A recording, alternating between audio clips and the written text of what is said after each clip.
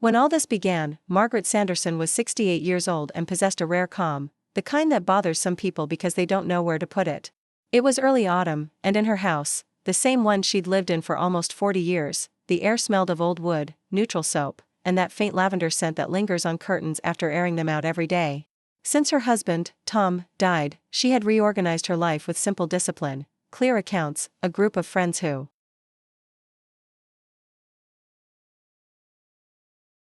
kept her going, gentle classes to keep her body active, and a routine that gave her structure without becoming a prison.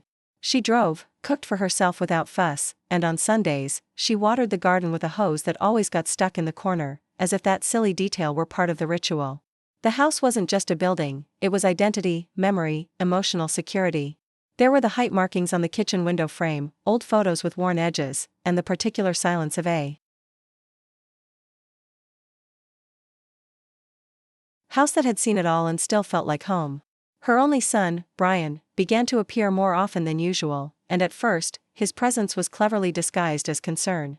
He would arrive with an overly rehearsed smile, hug her for a second too long, and ask small questions that, together, formed a web. Are you eating well? Aren't you afraid of being alone? What if you fall and no one notices?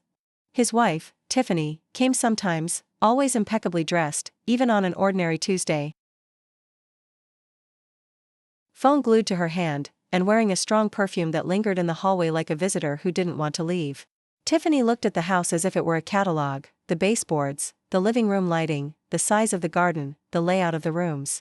She made comments that sounded innocent but had a sharp edge. This is a bit outdated. With a renovation, the value would go up a lot. People your age live better now with 24/7 security. Margaret felt it in her body, like a pebble in her shoe. They didn't ask how she felt, they asked what was wrong with her. And the more she demonstrated that she was lucid and stable, the more they insisted on portraying her as fragile, as if they needed her to be incapable to justify their plans. As the weeks passed, that uneasy feeling began to take shape. Brian no longer called just to check on his mother, he called to remind her of things she had never forgotten. He would ask the same questions twice, correct minute details. In stories she told with perfect clarity, and sometimes exchanged glances with Tiffany, as if they were taking invisible notes. Margaret perceived these gestures with quiet lucidity, but each one left its mark. There was something deeply disturbing about your own son speaking to you as if you were a blurred version of yourself. On one of those visits, Brian insisted on checking the medicine cabinet, just in case, touching bottles, reading dates, sighing dramatically. Margaret watched him silently, with that keen intuition that awakens when something is amiss. She didn't feel threatened yet, but she did feel displaced, as if they were rehearsing a role in which she was no longer the protagonist of her own life. The idea that, maybe it was time to think about moving, began to surface more frequently, always wrapped in gentle words. Tiffany talked about modern apartments, ocean views, living light, while Brian reinforced the argument with numbers that sounded important but never quite added up. Margaret listened attentively, asking simple questions that made them both uncomfortable. And why would I have to leave? Since when is being alone a problem? Every time she said something like that, the atmosphere shifted, as if someone had lowered the temperature in the room. Brian tensed up, Tiffany looked away at her phone. It was clear they weren't prepared for a firm answer. That was the first time Margaret thought, with a clarity that chilled her stomach, that it wasn't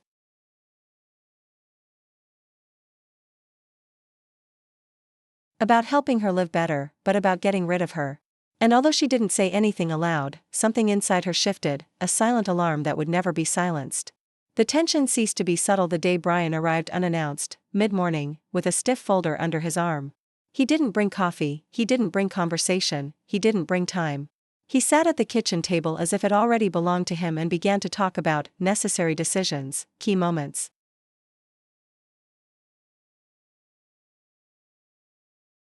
Family responsibilities. Margaret noticed how he avoided looking her in the eye as he slid papers she hadn't asked to see. He said things like, "This is for your own good," and "We don't want things to be more difficult later," using that tone of false calm that often precedes something violent. Tiffany wasn't there, but her presence was felt in every sentence, in the obsession with selling, with moving, with turning memories into numbers. When Margaret asked directly what was happening, Brian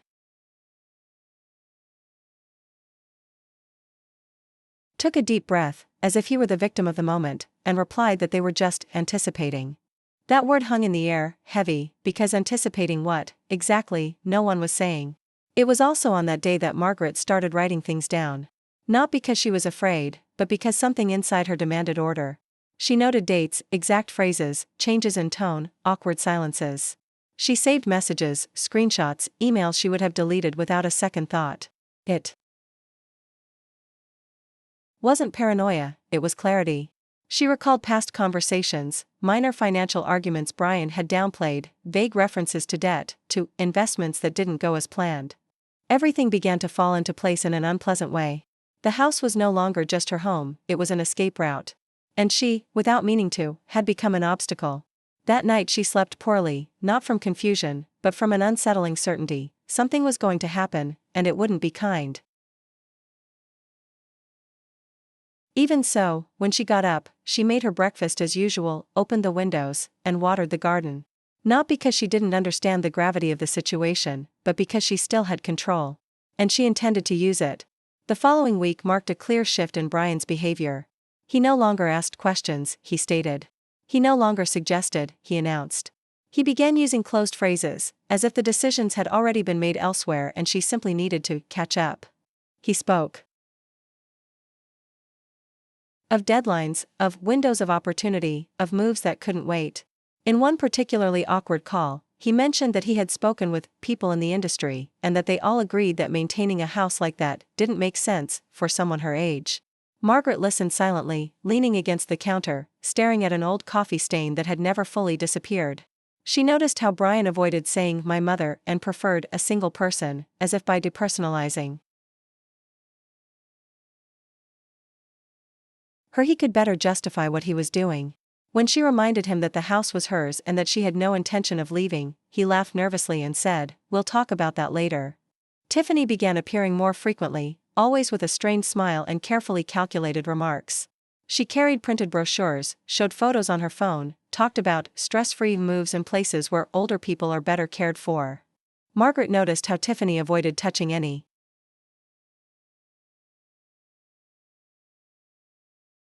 personal belongings, as if everything had already been mentally packed away. On one of those visits, Tiffany ventured to say, "Sometimes you have to let go, even if it hurts." That phrase, uttered in the kitchen where Margaret had spent almost her entire adult life, landed like a provocation. Margaret calmly replied that letting go wasn't the same as being pushed.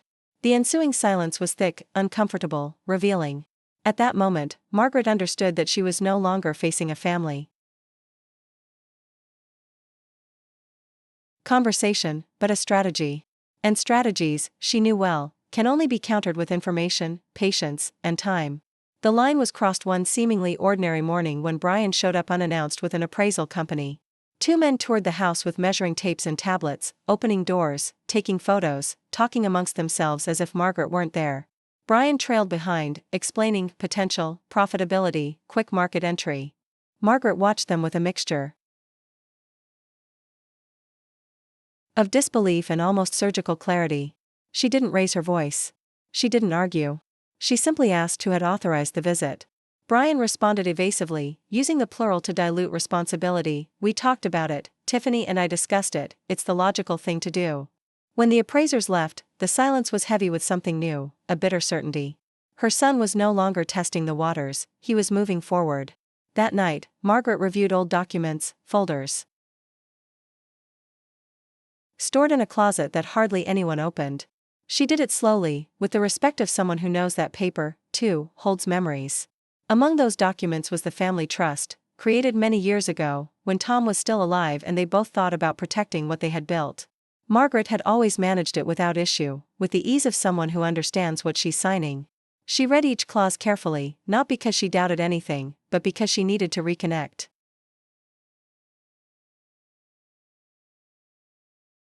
with that part of herself that had been forward-thinking. As she read, something settled inside her. It wasn't relief, it was focus. Brian could talk about sales, moves, and urgent decisions all he wanted, but legally he had no power whatsoever. What hurt her most wasn't the attempted appropriation, but the conviction with which he acted, as if he had already mentally displaced her. Margaret closed the folder and placed her hand on the table. For the first time since it all began, she didn't feel cornered. She felt prepared. The direct confrontation came without ceremony. Brian called one night, his voice harsh and blunt, and told her he had moved forward with the sale of the house because they couldn't wait any longer. He used an administrative, almost detached tone, as if he were discussing a minor matter. Margaret felt an immediate chill run down her spine, not from fear, but from disbelief. She asked him what exactly "moved forward" meant, and Brian, after a brief silence, replied that he had already signed papers, that a moving company had been notified, and that it would be best if she cooperated so that everything would be in order. When he hung up, Margaret sat in the darkness of the living room, listening to the ticking of the antique clock. She thought about how easily some people can convince themselves that the end justifies any means. And she understood, with brutal clarity, that her own son no longer saw her as a person, but as an administrative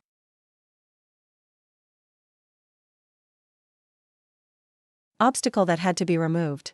At that point, Margaret remembers thinking that the most painful thing wasn't the concrete threat, but the feeling of experiencing something that almost no one talks about openly. Because if anyone is reading this right now and has gotten this far, perhaps they too have felt that strange mix of guilt and clarity, that uncomfortable doubt of wondering if they are exaggerating or if a line is truly being crossed. It would have helped her to know that she wasn't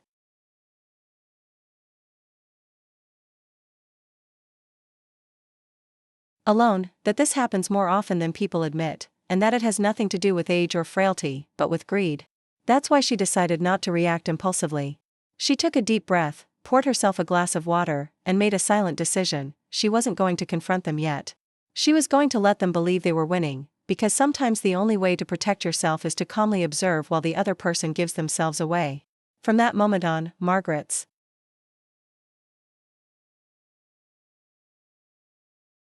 demeanor shifted almost imperceptibly. She began responding with shorter sentences, nodding without arguing, saying, "Yes, I'll think about it," even when she already had a clear answer. Brian interpreted this silence as surrender, and it made him careless. He started sending more explicit messages, emails about deadlines, advance payments, and getting this over with. Tiffany also relaxed. She let slip comments about a new chapter for them, how good a change of scenery would be, and even shamelessly mentioned a long trip they had in mind. Margaret read everything without responding immediately. She saved it. She filed it away. She noted dates and times in a hardbound notebook that had belonged to Tom. Every word was recorded as evidence, not for revenge, but for survival. Feigning exhaustion was her shield. Meanwhile, she began to move discreetly. She called a lawyer specializing in the financial exploitation of the elderly, recommended by an acquaintance from the book club. She didn't ask for dramatic advice or quick fixes, she asked for clarity. In the first meeting, Margaret spoke precisely, without embellishment, like someone narrating facts and not emotions, even though those emotions were there, simmering beneath the surface. The lawyer listened silently, reviewed documents, and asked pointed questions that confirmed something unsettling. What Brian was attempting was not only immoral, it was illegal. Margaret left that office with a new folder under her arm and a strange feeling in her chest, a mixture of sadness and strength. There was no turning back. It wasn't just about her house anymore, it was about her right to exist without being manipulated. And for the first time since it all began, she slept soundly. Brian's reaction to noticing his mother no longer responding as quickly was immediate and harsh. He began appearing unannounced, banging on the door with an insistence that clashed with her "be careful" rhetoric. He was always in a hurry, always had new emergencies. He spoke of expiring contracts, impatient buyers, money that was already committed. Margaret let him talk, nodded, offered coffee, and inwardly watched her son get himself into a mess. Tiffany also changed her tone. She no longer suggested, she pressured. She even told her she was being selfish, that she wasn't thinking about the family's future, that there were times in life when a mother had to step aside. That phrase stuck in Margaret like a splinter. She didn't respond. She made a mental note of the day, the time, the exact way it was said. Because she knew that those words, out of context, could sound like concern, but together, they formed a pattern of abuse.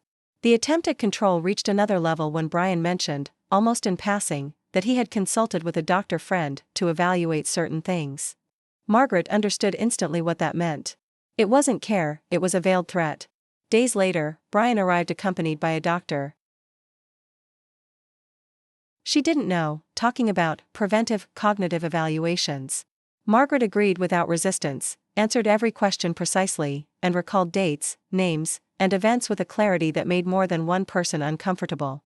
Even so, she noticed how Brian insisted on highlighting any pause, any longer breath, as if trying to create doubt where none existed. That afternoon, when they were alone, he told her that perhaps it would be best to initiate a formal process to avoid bigger problems. Margaret looked at him with a serenity that unsettled him. She said nothing. But in that silence, she internally sealed something definitive: she was no longer defending a house. She was defending her dignity.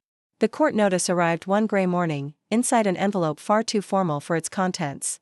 Brian had initiated guardianship proceedings, arguing that his mother was no longer capable of managing her affairs.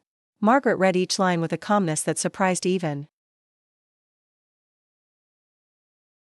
herself. There was no immediate anger, only a deep sadness, the kind that weighs heavily on the chest. She thought about the years she had spent raising her son, the decisions she had made to protect him, the time she had chosen to trust. Then she carefully folded the paper and put it away with the other documents. She called her lawyer, they scheduled a meeting, and she began preparing everything as if for a long journey. She didn't speak ill of Brian to anyone. She didn't need to. The facts, she knew, would speak for themselves. In the weeks leading up to the trial, Margaret lived in a kind of double life.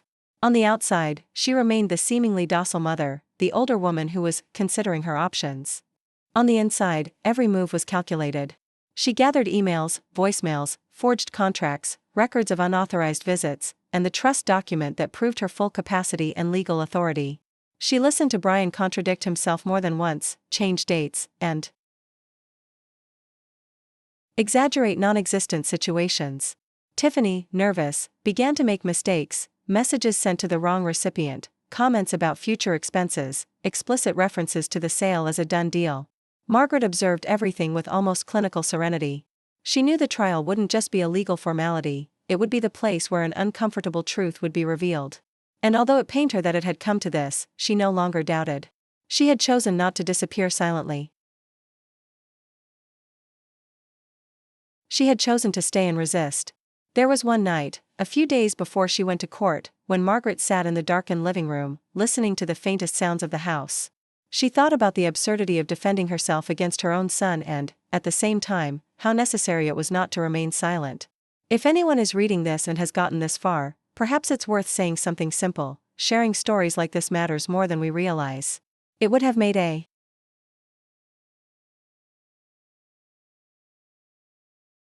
huge difference for Margaret to know, at that moment, that other people had also gone through something similar and had emerged whole. Not to seek pity, but to break the silence. She closed her eyes, took a deep breath, and understood that, whatever happened the next day, she was no longer acting out of fear. She was acting out of truth, and that, for the first time in months, gave her real peace. The day of the trial was cold and excessively orderly. The kind of place where everything seems designed to erase emotions. Brian arrived early, in a dark suit and with a serious expression, accompanied by Tiffany, who kept adjusting her purse as if that could calm her. Margaret entered a few minutes later, dressed simply, her back straight, carrying a perfectly organized folder. When the hearing began, she listened as her son spoke of worry, of deterioration, of difficult decisions made out of love. She listened without interrupting, watching as he avoided looking at her. Then it was her turn. Her lawyer presented evidence, one piece at a time, with relentless clarity. Messages, dates, documents, contradictions. The family trust. The attempts at unauthorized sales. The emails where money and travel appeared as priorities. As everything came to light, Brian's narrative crumbled. There were no shouts or theatrics. Only facts.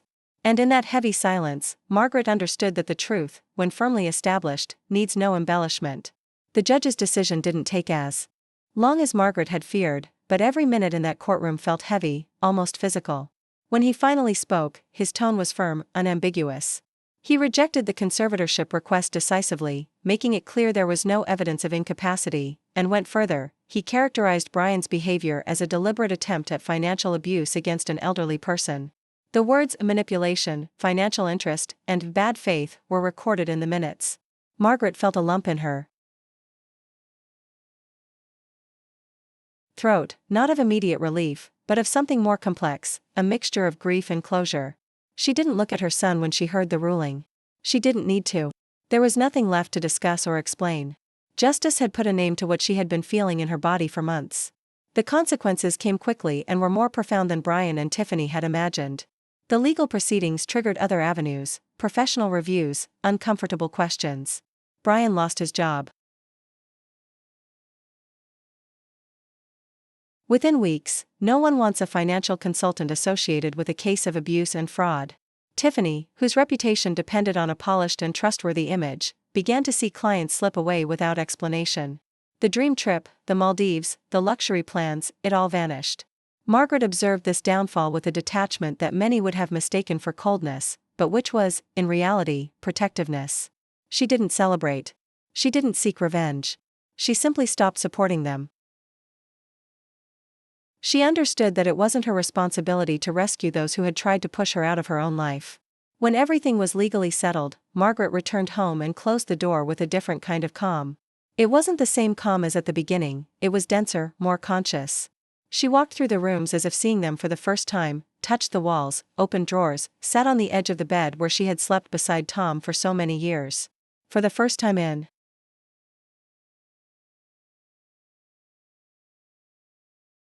a long time, she cried without guilt.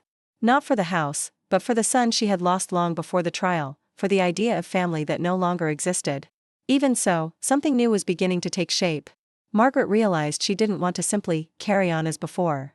She had been through something many people experience in silence, and emerging unscathed didn't seem enough. She felt a strange, almost unsettling, responsibility to do something with everything she had learned. Little by little, she began to speak out. First with friends, then in small gatherings, later with people who sought her out because they had heard her story. She discovered a recurring pattern: children, nephews, close relatives using the language of care to mask a desire for control. With legal assistance and the support of other older women, Margaret participated in the creation of a small local organization dedicated to guiding and protecting seniors from financial abuse. It wasn't a grandiose project, it was practical, concrete, and humane. Workshops, talks, simple consultations. Her schedule filled up again, but this time with a different purpose. She didn't feel like a hero. She felt useful. And, above all, she felt once again in control of her time, her space, and her decisions. As the months passed, Margaret came to understand that rebuilding wasn't just external. She learned to live with Brian's absence without romanticizing or denying it. There were days when guilt tried to creep in, whispering that perhaps she had been too harsh, that maybe she could have done something differently. But those doubts were short-lived. She only had to remember her son's tone of voice that night, the papers signed in secret, the rush to get her out of her own home. Margaret didn't harden, she became more honest with herself. She understood that loving doesn't mean allowing everything, and that setting boundaries doesn't make you a bad mother, but rather a person who respects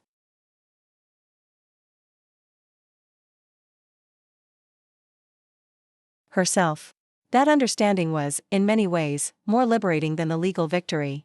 The house, curiously, also changed. Not physically, but in the way Margaret lived in it.